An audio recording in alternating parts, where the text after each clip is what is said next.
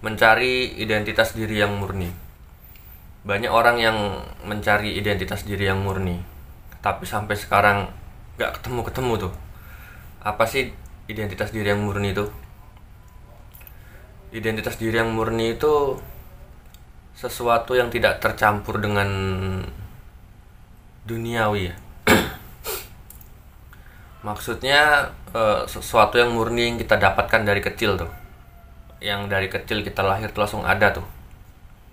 Nah, itu sebenarnya apa sih? Coba kita bedah dulu ya. Kita bedah dulu tentang harta ya. Harta itu termasuk identitas diri yang murni bukan? Harta itu kita kumpulkan tuh dari dunia ini tuh. Kita mengumpulkan harta itu. Berarti sifatnya bukan dari dalam diri ya. Harta itu dari luar diri tuh. Kita ambil, kita mengumpulkan, kita mencari dari alam semesta, dari dunia ini ya. Berarti harta itu tidak termasuk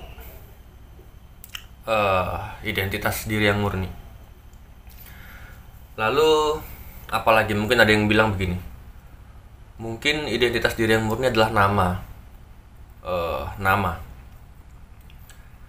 Ketika saya lahir, saya diberi nama Arya ya. Ternyata nama juga bukan identitas diri yang murni tuh. Dan bukan juga sesuatu yang benar-benar murni gitu loh.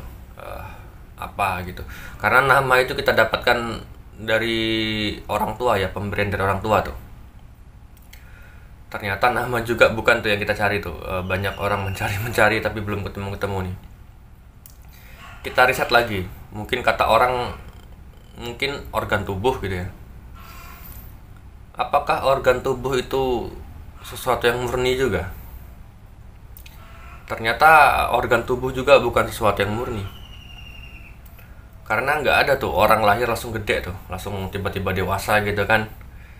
Pasti lahir bayi dulu tuh. Kita juga butuh mencari nutrisi, mencari nilai gizi, mencari makanan tuh untuk mempertahankan tubuh kita itu, agar tubuh kita semakin membesar, semakin berkembang tuh tubuh kita tuh. Ternyata tubuh juga atau organ tubuh juga bukan sesuatu yang murni tuh. Lalu ada juga orang tuh yang bilang katanya akal nih. Lalu kita bedah lagi tentang akal. Apakah akal adalah identitas yang murni? Ternyata akal juga bukan sesuatu yang murni. Kita dari kecil terbiasa mengumpulkan materi-materi. Kita mempelajari semuanya, kita mencerdaskan akal kita. Berarti pengetahuan yang kita dapatkan itu berdasarkan dari luar. Kita serap tuh ke dalam dimensi akal kita tuh. Kita belajar mungkin matematika, bahasa Indonesia, bahasa Inggris, belajar cara hidup, belajar tentang apapun di dunia ini ya. Itu jelas bahwa membuktikan bahwa akal kita itu belum murni tuh, dan akal juga dipengaruhi dengan belief system. Karena contoh begini, kenapa kamu menolak makan babi gitu?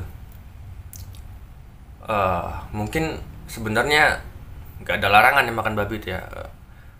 Baik benar, baik buruk itu nggak ada tuh di situ akal. Cuman karena kita mempunyai belief system, yaitu karena kita muslim tuh, kita dilarang tuh makan babi tuh. Itu sebabnya akal itu kita dapatkan dari luar tuh.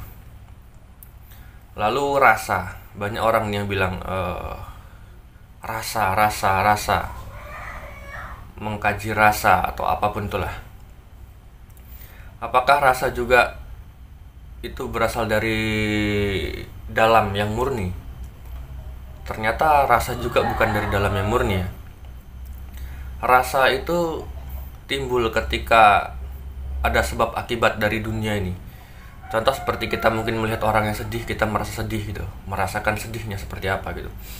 Kita melihat orang yang lucu, kita pun tertawa gitu ya. Jadi rasa itu adalah reaksi ketika kita melihat sesuatu dunia, dunia atau apapun itu.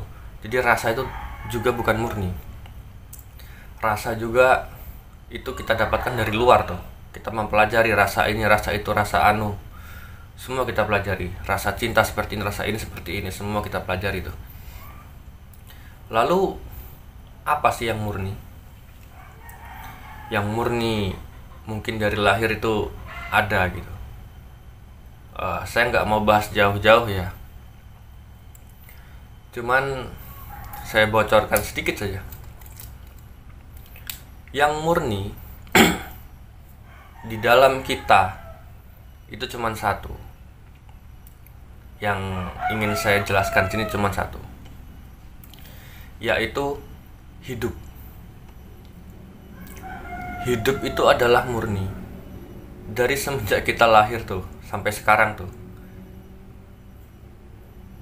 hidup tidak tercampur dengan duniawi itu.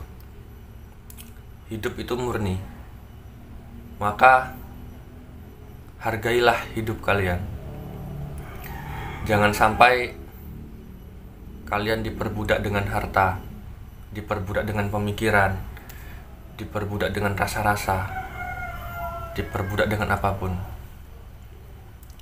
Hargailah hidup kalian, karena hidup kalian murni, yang bersumber langsung bersumber dari ketika kita lahir sampai sekarang tuh masih tetap terjaga. Dia benar-benar murni,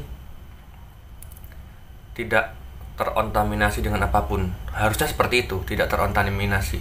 Tapi ketika hidup kalian itu kalian kesampingkan ya, kalian mengurus tentang mungkin nama baik, atau kalian mengurus tentang pemikiran, kecerdasan, kalian memikirkan tentang perasaan, kalian pikirkan lagi tuh tentang materi, harta.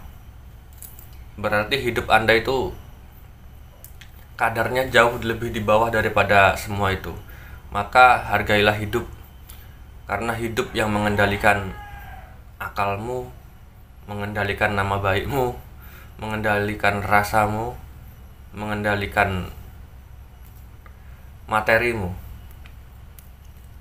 Jangan lupa, ketika kalian miskin juga kalian juga hidup. Ketika kalian kaya juga kalian hidup. Ketika kalian berpikir juga kalian hidup. Ketika kalian pusing pun kalian juga hidup. Ketika kalian sedang merasakan sesuatu pun kalian tetap hidup. Maka hidup itu nomor satu tuh. Jadi sesuatu yang murni adalah hidup. Maka hargai hidup, junjung tinggi hidup selagi masih hidup. Mungkin gini aja ya yang harus saya sampaikan ke kalian ya. Saya nggak mau bahas tuh tentang dalam-dalam tuh, yang lebih ke dalam tuh, atau roh atau apapun itu tuh ya. Itu bukan ranah saya sih. Tapi saya cuma pengen diskusi tentang kehidupan aja sih. Nggak ada unsur ini, nggak ada unsur itu, ataupun ya tentang hidup seperti apa. Kita nggak usah bahas itu ruh apa kan gitu. Ntar malah rumit tuh.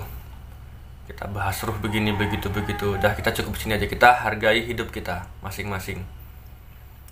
Ketika kita sudah sanggup menghargai hidup kita masing-masing, kita menghargai orang lain yang hidup. Jadi sesama orang yang hidup, kita saling menghargai, karena itu adalah sesuatu yang murni. Ya, mungkin cukup segini saja yang bisa saya sampaikan. Besok kita berjumpa dengan pembahasan yang lebih lucu